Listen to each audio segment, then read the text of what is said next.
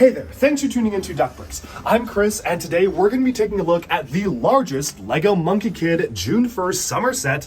This is the Dragon of the East Palace, featuring a massive underwater temple with some of the coolest LEGO building techniques I have seen in a set so far.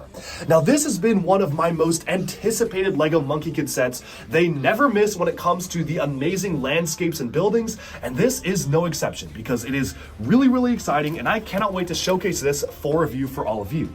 Obviously, Monkie Kid is no stranger to doing these incredible landscapes, whether it be Flower Fruit Mountain, or their team's secret headquarters, or the City of Lanterns. Monkie Kid has been giving us some amazing builds, and this is just another one to add to the list. And so, without further ado, let's just jump right in to the review. Alright, so this is set number 80049. This is the Dragon of the East Palace. It comes with 2,364 pieces and retails for $190 or 190 euros, putting it at a very nice 8-cent price per piece.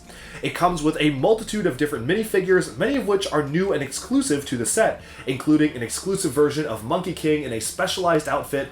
All of these characters here are pretty much exclusive. In fact, the only minifigure that isn't exactly exclusive is the Monkey Kid figure, and even then, in this configuration, he is special to the set using the Ninjago Seabound diving gear. So pretty much everything about it is new.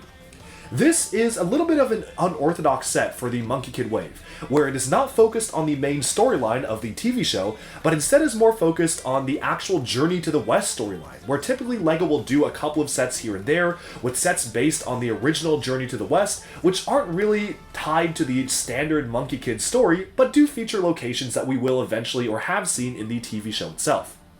The build here features one massive function, which is splitting this open to reveal the palace like so, making it feel even larger than it already is, and then of course you can close it back up for the most compact form of the build itself. But of course, like all these other reviews, what I want to start with are the minifigures. This is a brand new character, at least for this particular iteration of the outfit. We did previously get the Dragon of the East in another Monkie Kid set, the Dragon of the East Dragon set itself, but this is wearing a completely different outfit with legs that allows him to sit down on the throne, whereas the previous one used a skirt element. He has a really nice looking staff utilizing the Ninjago dragon hilt and an opalescent gem on the top of it, as well as the traditional sword that he usually wields throughout his other appearances, using this really nice specialized painted headpiece with the golden crown on the top. This is a really impressive looking minifigure with a specialized cut of the cape to almost flow backwards behind him as he walks. It kind of drags on the floor a bit, which absolutely adds to the regal stature. Aside from this character, there are a couple of other characters. These two characters have two doubles included in these sets, so there are two copies of these characters included. It is the Lobster and Crab Guards. I think this is really funny. This harkens a lot back to LEGO Atlantis for me. It really feels like something that maybe Atlantis would have done, or it feels adjacent to that kind of genre of LEGO builds, and I really do like these characters. Looking at the Lobster first, this is a really fun and goofy looking character. It is a specialized new rubber head sculpt, so you can actually just pull that entire thing off. The Lobster and Crab Guard share the same torso, back, and front printing, which I think makes sense because they are both crustacean-like humanoid guards, but you can see what the headpiece looks like right here, and this looks really good. I mean, this has a whole rubberized type of whiskers coming out of the sides. The eyes can move around. It almost feels SpongeBob-esque in the way it's done, but I really do like the head sculpt being used for this character, and it feels like it fits right in with the rest of the aesthetics. Conversely, the Crab Guard does not use a rubberized piece. This is a hard plastic orange piece, but it is printed very nicely. It is super unique. I like how it's a little bit shorter. Would have been nice to have like a crab shell on the back. I think that would have been a cool detail to add, but I guess if they just had the budget to make one extra new minifigure mold, this one does the trick just fine. I cannot imagine these ever appearing outside the set, so they're really rare and sought after figures just because of how special they are to be included in this one set. Lastly, we have a really funny looking minifigure. This is the Turtle Minister. So on the back here you have a specialized printed shell element, which thankfully we did get a spare of in the set because it's a really nice print. And there's the Turtle Minister. He's just kind of jotting down notes on his notepad there, but it is a really fun looking character, just a funny looking one to have to add on to the menagerie of different undersea characters.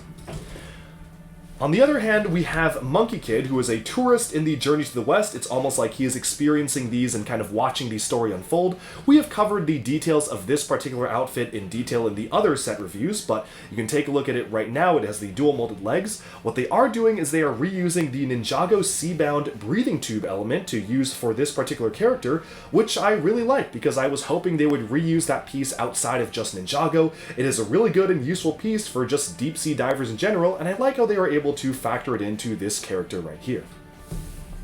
Lastly, we have a really nice design for the Monkey King himself. He almost has a shiny fabric-like aspect to his kimono that he's wearing. It is one of the more slightly simple designs, but don't let that fool you because it does have some really nice detail on the back here, especially when you zoom into the details on the back and it really catches the light. You can kind of see the cloud-like pattern on the back and front of the torso, which just looks very nice in general. Big fan of how that one turned out.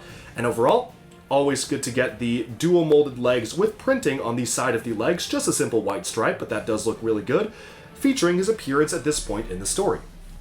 But with that, let's set aside the minifigures and just focus in on the main build of the set itself, because this is one majestic looking building, and like always, it is an absolutely fantastic building for LEGO Monkie Kid. So this right here basically has recolored a lot of pieces to really give that underwater feel. We have a recolor of the LEGO Friends Underwater Animals pack. This time, instead of being in coral, they have done it in the Keyed Orange or Flame Yellowish Orange. We have recolors. Probably my favorite recolor of the set is that they have taken the somewhat juniorized LEGO City Flame element. These pieces right here are typically used for LEGO City fires that can be knocked down, but they've recolored them in dark gray and dark blue to kind of make them act like underwater rocks or seagrass. It is a really inspired usage for those pieces, and I really appreciate how they were able to take a very juniorized and specialized piece from LEGO City of all things and utilize it in the construction of the building itself. One really nice tucked away recolor right here is they have taken the LEGO Lord of the Rings Fern element just right in the corner there, and they've recolored it in the opalescent transparent pink. That one right there is a very cool thing to get. I love seeing that because it is a really vibrant piece to get, and I wish that they included more than one of it in the set itself. But moving onwards, we can take a look at the different functions of the set because this actually has a lot going on. One of my favorite things about the build is that you have a very clear pathway into the temple itself. There is the front gateway here, so you can take your minifigure characters and have them be walking through the front gateway. This then transitions upwards to stairs, which curve all the way upwards up to here, so you have kind of the tan stairs curving upwards. You have a little place to play some games, maybe like Mahjong or something like that, a little game board right here, but then you can just have him walk on up these stairs. These stairs here are utilizing studs on these side techniques for the white marble stairs, which is a really nice technique. Have them go upwards, which is kind of having the stairs arc here, and then eventually make their way up to the main temple, where the doors can actually open up, and you can gain entry into the palace itself.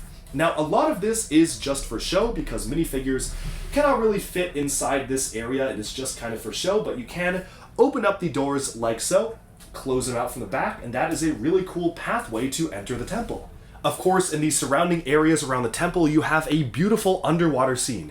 You have different colors of fish moving alongside. I really love this little hermit crab type thing floating along. You use the dog poop piece in white for the shell, which looks absolutely perfect for this build. You also have some great piece usages like the mop element recolored in green, or the broom element being used for some coral here, which looks great. I believe some of the LEGO Friends sets and the LEGO City Diver sets later this year are also using that technique, which is really smart. And I love how it really feels like each and every one of these is its own individual scenes. Honestly, some of this looks even better than some of the stuff they did for the direct-to-consumer Little Mermaid set, which already was really, really good.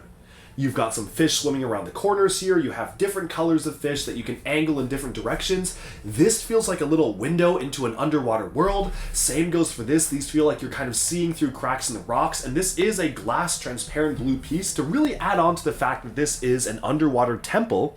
And as we move our way upwards to the top of the temple itself, you have a posable figurehead of the dragon itself, which kind of calls back to the original build of the Dragon of the East build itself, which is very nice, but of course in a different color scheme. The dark blue and gold is a very regal color and it blends in really well, and you can actually pose this around. So the head is on its ball joint there, so you can have it be looking in all sorts of different directions. And of course, the main centerpiece of the set is the massive staff. This is supposed to represent the moment in the Journey to the West storyline where Monkey King claims his weapon, and you can pick that up right here, and there you see there is the actual staff that you can claim on the inside of the rock to resize it, which is very, very smart. This is so much fun. Like, I kind of want to just bonk, bonk, bonk, bonk. Like, this is a really fun thing to just hold. I kind of wish that LEGO would do a full-size version of this because it's just a fun thing to have in general. The gigantic size staff here, which is looking really good, kind of really forming what the main centerpiece aspect of the palace is. And then, once you get a chance to appreciate the exterior aesthetics of this beautiful building, you can open it up with a sliding mechanism that is super simple, just like that. And there you have a completely different layout where this feels like a separate building. You have the white and the teal being used almost exclusively here, so the color blocking is so good, and then you have the darker blues and the sand greens for the actual underwater landscape. Love the color blocking here. Zooming in closer on the throne room itself, this is just so ornate and intricate as you get closer and closer into the throne. You have these elves window detailing pieces being used at an angle to really add some detail to the sides of the throne itself. You've got the majestic kind of dish piece, or the Bionicle G2 Ikimu shield element being used here, originated from Disney princesses, but that looks really good at the front of the throne itself. And I think my favorite feature is the fact that the subjects of the king can actually sit down and have tea just in his presence and have meetings and just drink tea during those meetings. Because, of course, what else would you want to do other than just drink some tea while having some great business or kingly meetings? Now, this does have an interior on the back. The focus is admittedly not on the interior, so it doesn't have that much of an interior, but it has some of it. So once we close this back up here, we can rotate this around. For people curious how the mechanism works, it is a very simple sliding mechanism where they just have a Technic beam, and they just basically have pieces that go around the beam, and that's what it is. No specialized pieces, just pieces locked together to form the sliding. Moving on to the back element here, you have a fairly shallow interior, but again, this is really meant to be a nice display model facade from the front, and everything else I consider to be kind of extra in the back here.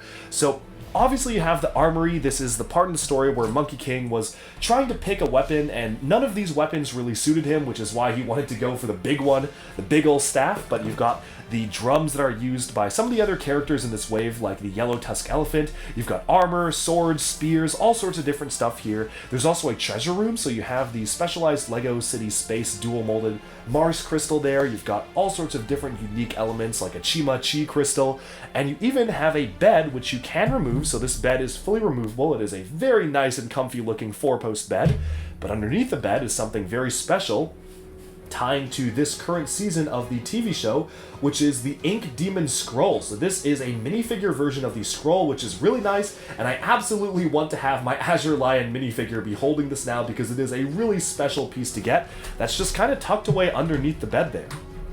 Setting this aside, because I do want to keep this for my other minifigures, you can see some really nice detailing with the stickers being used on the inside of the building itself. You have the actual representation of Monkey King kneeling in front of the king there, which is nice, with some really good brick-built chairs and great ornate detailing on the side of the thing.